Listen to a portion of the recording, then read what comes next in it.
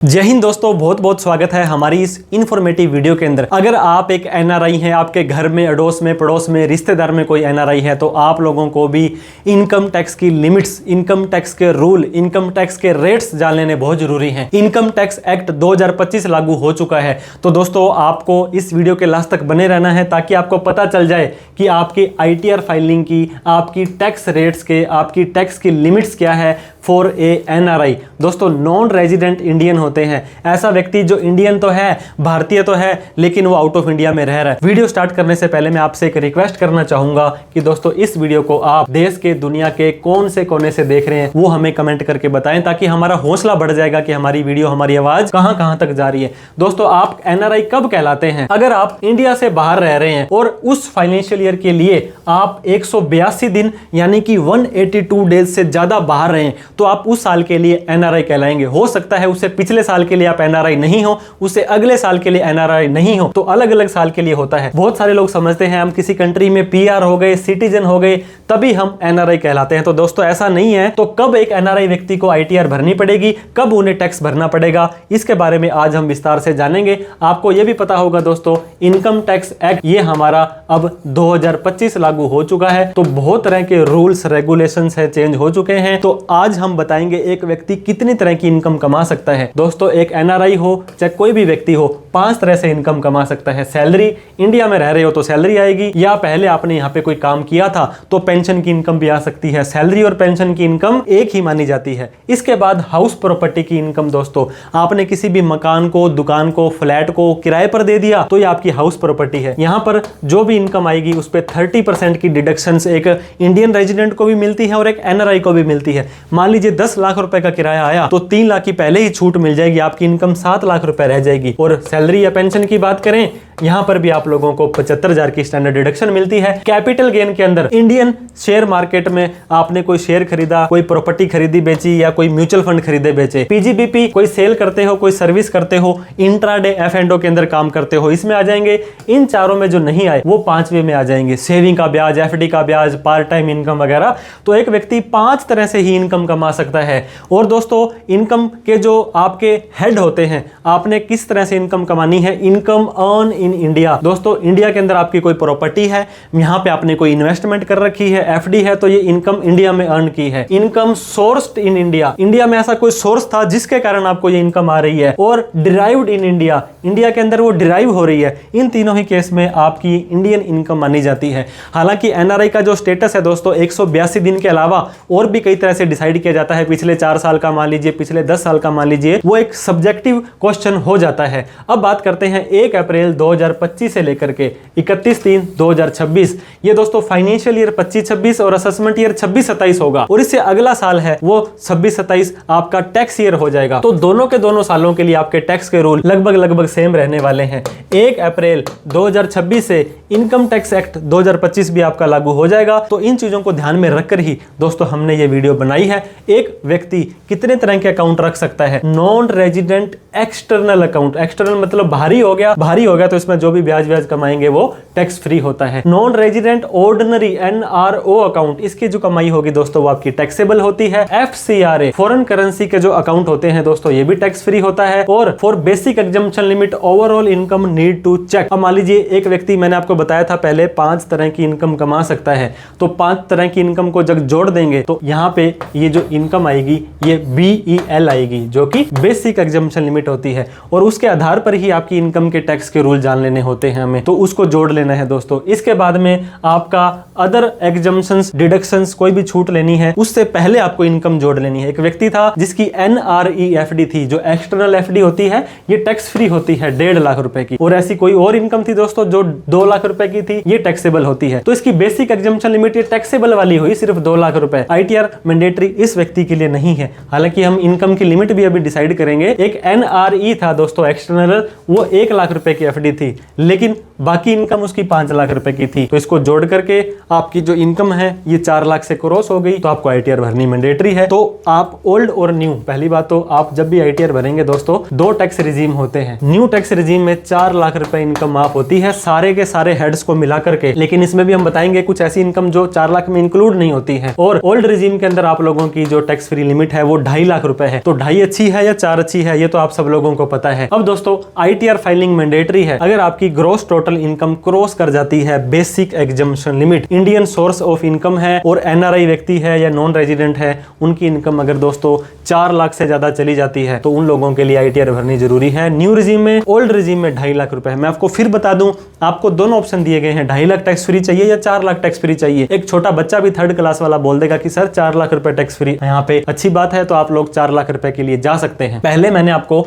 5 head बताए थे जो इनकम के होते हैं, लेकिन टाइप ऑफ इनकम का जो नेचर होता है वो 3 तरह से होता है। एक होता है नॉर्मल इनकम जो स्लैब रेट के हिसाब से टैक्सेबल होता है, एक होता है स्पेशल इनकम जो स्पेशल रेट के हिसाब से, एक सुपर स्पेशल इनकम। इन तीनों के बारे में ही आपको, अगर इन तीनों की इनकम का नेचर पता लग गया तो आपकी टैक्स फ्री लिमिट भी पता चल जाएगी। अब दोस्तों नॉर्मल इनकम, अगर आपको सैलरी की इनकम या पेंशन की इनकम आ रही है, रेंट की इनकम, बिजनेस की इनकम, ब्याज की इनकम आ रही है, तो आप लोगों को 4 लाख रुपए तक ना तो टैक्स देना है ना आईटीआर भरनी है, कोई दिक्कत वाली बात नहीं है अगर आप एक एनआरआई हो। अब दोस्तों आपकी स्पेशल इनकम आ जाती है, सेकंड हेड वाली इनकम, ये होती है लॉन्ग टर्म कैपिटल गेन या शॉर्ट टर्म कैपिटल गेन। यहां पर क्या होगा दोस्तों, आपको कोई बेसिक एग्जम्पशन लिमिट की छूट नहीं मिलने वाली है। हालांकि long term capital gain 1.25 lakh रुपए माफ मिल जाएगा, उसके बाद में आपको 12.5% का टैक्स तो लॉन्ग टर्म पर देना है और 20% का जो टैक्स है वो आपको शॉर्ट टर्म कैपिटल गेन पर देना है। 4 लाख की छूट नहीं मिलेगी, नहीं मिलेगी, नहीं मिलेगी, इस चीज का आपको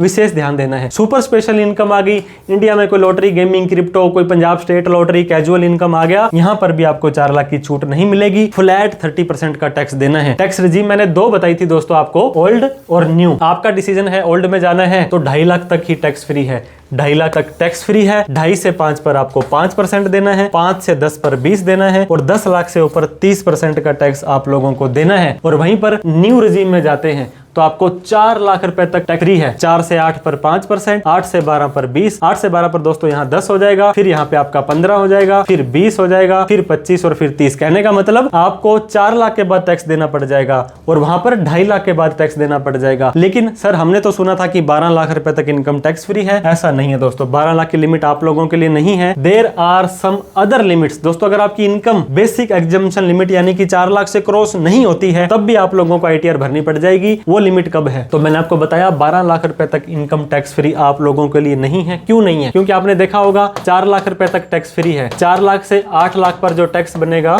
वो 20,000 बनेगा। 8 लाख से 12 लाख पर जो टैक्स बनेगा वो 40,000 बनेगा। तो टोटल आपका 60,000 का टैक्स बन जाएगा। और जो नॉर्मल रेजिडेंट इंडियन है उसके लिए 12 लाख रुपए तक का टैक्स माफ हो जाता है। लेकिन एनआरआई लोगों को 87A की रिबेट नहीं मिलती है। जो नया सेक्शन 156 आ जाएगा तो इन लोगों को 12 लाख टैक्स फ्री ना होकर के सिर्फ 4 लाख की टैक्स फ्री होगा। टैक्स आपको 4 लाख के बाद देना है नॉर्मल रेट पर। स्पेशल इनकम और सुपर स्पेशल इनकम है तो कोई 4 लाख की छूट आपको नहीं मिलेगी। फिर आपको चाहे 1 रुपए की इनकम हो तो भी टैक्स देना है। दोस्तों अगर आपकी इंडिया के अंदर करंट अकाउंट है, एक या एक से ज्यादा करंट अकाउंट में आपने 1 करोड़ से ज्यादा का कैश डिपॉजिट कर दिया तो आपको आईटीआर भरनी मैंडेटरी हो जाएगी। सेविंग अकाउंट में 50 लाख से ज्यादा का डिपॉजिट कर दिया, चाहे कैश में हो, चाहे ऑनलाइन में हो, चाहे जैसे भी हो, आईटीआर भरनी जरूरी है। बिजली का बिल इंडिया में 1 लाख से ज्यादा का भरते हो, आईटीआर भरनी जरूरी है। इसके अलावा दोस्तों कोई डिडक्शंस और एग्जम्पशंस लेनी है, होम लोन की छूट, 80C से 80D की छूट लेनी है, इन सभी के लिए भी आईटीआर भरनी जरूरी है। एक व्यक्ति 3,75,000 रुपए की दोस्तों इनकम कमाता है, आप इसको 4,75 करेंगे तो भी दोस्तों आपकी 80C के अंदर डिडक्शन और एग्जम्पशन है 1.5 लाख रुपए। तो ये छूट लेने के बाद इसकी इनकम घट गई, लेकिन यहाँ पे पहले छूट लेने से पहले जो इनकम आ गई दोस्तों वो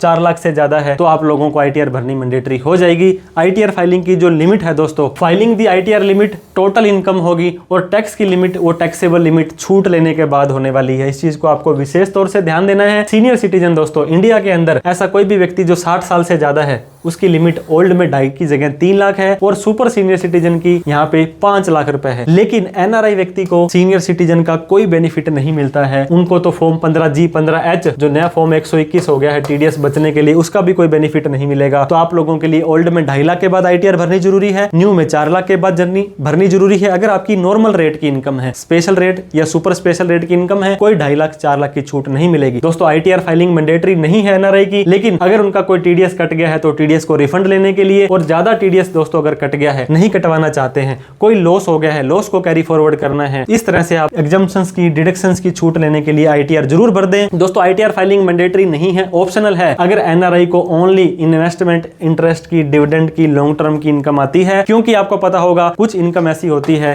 जो फॉरेक्स की है, सरकार तो चाहती है कि विदेश से पैसा आए, यहाँ पे इन्वेस्टमेंट हो, तो इस तरह से आप लोगों को दोस्तों कोई जरूरी नहीं है। फिर भी हम आपको हमेशा ये सजेस्ट करते हैं दोस्तों, फर्स्ट ऑफ ऑल तो आपके कोई पर्सनल सीए जरूर होने चाहिए, जिनसे आप कभी भी पूछ ले, बात कर ले कि सर ये ट्रांजैक्शंस मेरा ऐसे हैं, तो क्या मुझे इसकी रिटर्न भरनी है, क्या मुझे इसका टैक्स भरना है। तो दोस्तों ignorance of law is not an excuse. If you think compliance are hard या costly then try non compliance. बहुत दिक्कत आती है, तो आपकी कोई भी इनकम इंडिया में है, कोई भी ट्रांजैक्शंस आप कर रहे हो, तो जैसे ही आपका 31 मार्च को साल खत्म होता है, अप्रैल और मई के बाद में दोस्तों मेरे कहने पर एक बार आप जून और जुलाई में अपना AIS TIS जरूर चेक करें। हमने बहुत तरह के ऐसे एनआरआई लोग देखे हैं जिनकी इंडिया में इनकम हो रही है, लेकिन फिर भी वो लोग आईटीआर नहीं भरते हैं, बड़ी ही दिक्कतों का सामना इनका करना पड़ सकता है। तो ये हमेशा वर्थवाइल है, बेटर है, एडवाइजेबल है, रेकमेंड है कि आप अपनी आईटीआर भर दें, ताकि इन फ्यूचर में आपको कोई भी प्रॉब्लम ना आए। दोस्तों साल खत्म होने के बाद मैंने आपको बता दिया, AIS TIS 26 से चेक करें, बैंक के ट्रांजैक्शंस को चेक करें, cash deposit, FD, credit card, इन चीजों को ध्यान दें, शेयर मार्केट की ट्रांजैक्शंस, क्रिप्टो करेंसी की ट्रांजैक्शंस को जरूर ध्यान दें, और कोई भी डाउट, क्वेरी, क्वेश्चन हो तो कमेंट करके पूछ सकते हैं। कोई प्रोफेशनल हेल्प चाहिए हो तो दोस्तों ऑलवेज हम आपके लिए अवेलेबल रहते हैं। 88 750 42,000 पर आप हमें कॉल, मैसेज, व्हाट्सएप कर सकते हैं। वीडियो अच्छी लगी हो तो लाइक करें, अभी तक हमें सब्सक्राइब नहीं किया तो सब्सक्राइब करते जाइएगा। Thank you so much. जय हिंद, जय भारत।